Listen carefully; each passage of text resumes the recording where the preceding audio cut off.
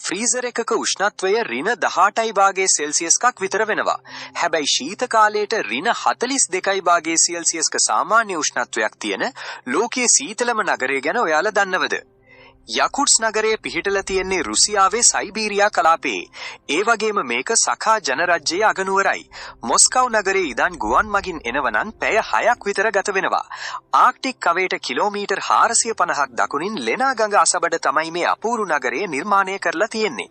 මේකේ ඉතිහාසය දිහා බැලුවොත් 1632 දී රුසියානු කොසැක් සෙබළුන් විසින් බලකොටුවක් ඉදිකිරීමත් එක්ක තමයි මේ නගරය ආරම්භ වෙලා තියෙන්නේ.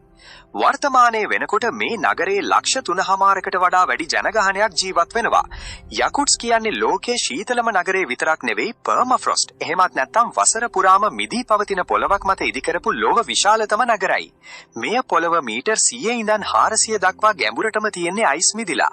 මෙහි වාර්ෂික සාමාන්‍ය උෂ්ණත්වය -8.0°C වුණාට ඔක්තෝබර් ඉඳන් අප්‍රේල් වෙනකන් මාස 7ක්ම පවතින්නේ දරුණු ශීත කාලයක්.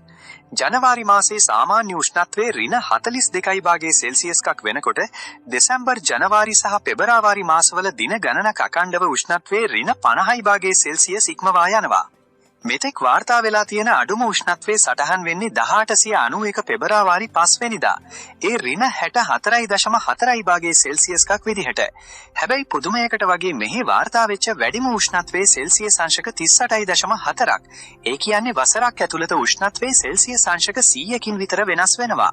දෙසැම්බර් මාසයට දිනකට හිරු එළිය ලැබෙන්නේ පැය 3යි විනාඩි 45ක් වගේ සුළු කාලයක් වුණාට ගිම්හනේදී පැය 20ක් විතර යනකම්ම හිරු එළිය දකින්න ලැබෙනවා. සයිබීරියාව මෙච්චරම සීතල වෙන්න ප්‍රධාන හේතු 3ක් බලපානවා. පළවෙනි හේතුව තමයි උණුසුම් සාගර සුළං නොලැබීම. පැසිෆික් සාගරයේ කන්දු වැටි වලින් ආවරණය වෙලා තියෙද්දී ඇට්ලාන්ටික් සාගරයේ තියෙන්නේ කිලෝමීටර් දහස් ගණනක් ඈතින්.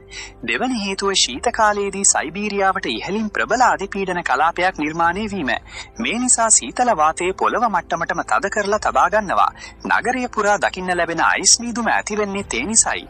තුන්වෙනි හේතුව තමයි යකුට්ස් නගරයේ පිහිටලා තියෙන්නේ නිම්නයක වීම. මේ නිසා බරින් වැඩි සීතල වාතය මේ නිම්නය ඇතුළේම සිර වෙනවා. ඍණ 50යි වාගේක පරිසරයක ජීවත් වෙනවා කියන එක ලේසි පහසු දෙයක් නෙවෙයි. පොළව අයිස් වෙලා තියෙන නිසා සාමාන්‍ය විදියට ගොඩනැගිලි හදන්න බෑ. මොකද ගොඩනැගිල්ලෙන් පිටවන තාපය නිසා පොළවේ අයිස් දිය වුණොත් මුළු ගොඩනැගිල්ලම ගිලා බහින්න පුළුවන්. ඒ නිසා මෙහි හැම ගොඩනැගිල්ලක්ම හදන්නේ මීටර් 1ක් හෝ 2ක් උස කණු මතයි. ඒ ගොඩනැගිල්ල යටින් සුළඟට ගමන් කරන්න ඉඩ සලසන්නයි. ජල නල සහ විදුලි රැහැන් පවා ඇදලා තියෙන්නේ පොළවට ඉහළින් විශේෂ තාප පරිවාරක ආවරණ යොදලයි. නිවාසවල ජනල් 3ක් සහ මීටරයක් විතර ඝනකම බිත්ති දකින්න ලැබෙනවා. මෙහි මිනිස්සු එළියට බහින්න කිලෝග්‍රෑම් 10 ඉඳන් 15 දක්වා බර ඇඳුම් ඇඳගෙන තර්මල් ඇඳුම් ලොම් කමිසා රේන්ඩියර් සතුන්ගේ හමින් හදපු දිගු කබා වැලෙන්කි කියලා හඳුන්වන ලොම් බූට් සපත්තු ලොම් අත්වැසුම් වගේම මුහුණ සම්පූර්ණයෙන්ම ආවරණය වන ෆර් හුඩ් ඔවුන් පාවිච්චි කරනවා. හැබැයි කවුරුත් කණ්ණාඩි දාන්නේ නැහැ. මොකද සීතලට කණ්ණාඩි කූර සමට ඇලිලා තුවාල වෙන්න පුළුවන් නිසා. අකණ්ඩව විනාඩි 10ක් 15ක් එළියේ හිටියොත් ෆ්‍රොස්ට් බයිට් තත්ත්වය ඇති වෙන්න පුළුවන්. ඒ කියන්නේ සීතල වැඩිකමට සමේ සෛල මියගින් කළු පැහැවීමයි. කන්, නාසය, ආත් සහ කකුල් වල ඇඟිලි වලට තමයි මුලින්ම හානි වෙන්නේ. ඒ නිසා එලිමහනේ වැඩ කරන අය හැම විනාඩි 20කට වරක්ම උණුසුම් වෙන්න ගොඩනැගිලි ඇතුළට එනවා. මේ අධික සීතල නිසා එළවලු සහ පළතුරු වගා කරන්න බෑ. 90%ක්ම පිටතින් ගේන නිසා ඒවා හරිම මිලාදිකයි. ඒ නිසා ප්‍රධාන ආහාරය වෙන්නේ මස්. අශ්ව මස්, රේන්ඩියර් මස් වගේම මාළු බහුලව ආහාරයට ගන්නවා.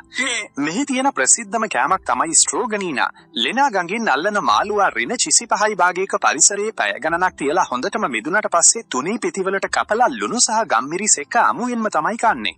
ඉන්දිගීර්කා කියන සලාදයක් හදන්නේ අමු මාළු වලින්. කිරි සහ යෝගට් පවා මෙහි විකුණන්නේ මිදිලා කැට කපලයි. වෙළඳ සැල් වලට ශීතකරණ අවශ්‍ය වෙන්නෙම නැහැ. මොකද එළියේ උෂ්ණත්වය ඍණ 35ක් වෙනකොට මස් මාළු නරක වෙන්නේ නැතුව ස්වභාවිකවම ආරක්ෂා වෙනවා.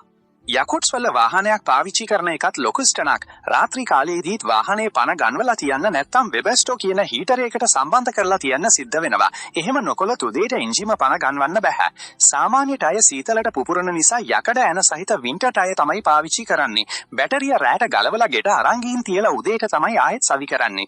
පාරේදී වාහනයක් කැඩුනොත් පැය භාගයක් ඇතුළත උදව් ලැබුණේ නැත්නම් ජීවිත පවා අහිමි වෙන්න පුළුවන්.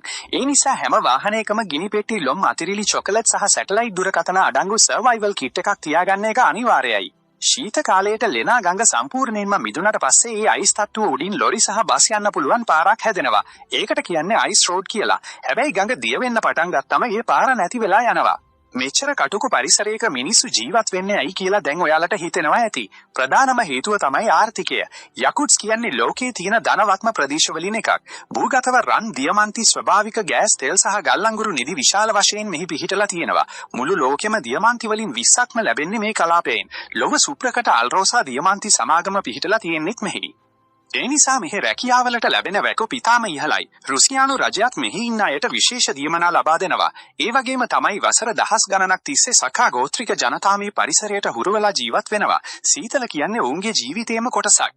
යකුට්ස් කියන්නේ නිකම්ම සීතල නගරයක් විතරක් නෙවෙයි. ශ්‍රුණ 50යි භාගයක අධික සීතල මැද වුණත් පාසල් යන දරුවන්, වෙළඳාම් කරන මිනිස්සු සහ පතල් කර්මාන්තයේ යෙදෙන පිරිස් පෙන්වන නොසලෙන මිනිස් අධිෂ්ඨානය පිළිබඳ ලෝකයටම දෙන කදිම සාක්ෂියක්.